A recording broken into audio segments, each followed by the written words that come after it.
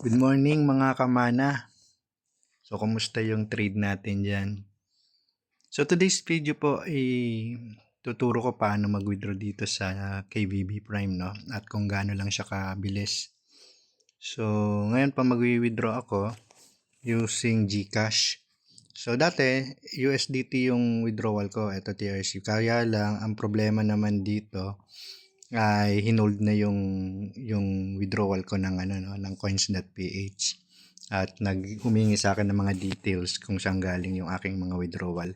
So ngayon nagpalit ako ng method, GCash na. So yan. So mabilis lang siya, siguro mga 2 minutes pasok na o less than. So subukan natin. So withdraw natin tong balance na 428. So, ang conversion ngayon, magkano ang conversion ng dollar? $1 is equivalent to 57.51. Okay, 428. Next. So, naka-input na by the way yung ano ko rito, no? Yung aking GCash. So, kung mag-withdraw kayo, bago kayo mag-withdraw, mag-add bank kayo. So, para dire-diretso na yung process niya. Then, click done. Okay, so yun na. Na bawas na sa atin. So may notif tayo. We have received your withdrawal request. So 428. You will be notified once it has been processed. Okay. So yun guys. Antay-antay lang tayo. Then update ko kayo kung pumasok na sa aking GCash account.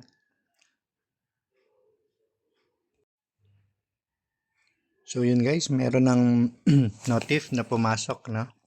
Basahin natin. Your withdrawal of 428 is now completed.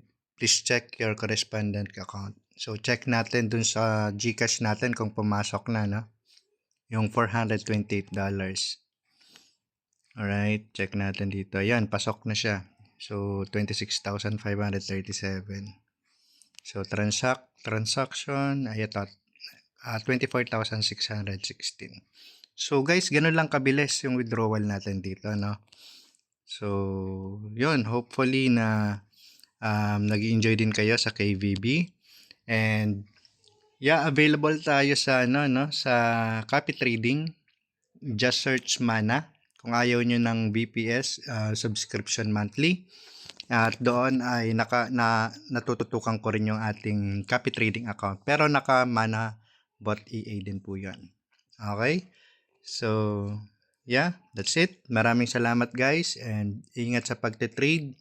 Always remember risk and money management lang mag-focus, no? Hindi tayo nagpapagalingan dito sa technical analysis, fundamental analysis. Pinaka-importante para ma-sustain natin yung account natin, meron tayong money and risk management. At dyan po nakafocus yung ating Manabot EA. So maraming salamat guys. Happy trading sa lahat. God bless us all. Bye-bye.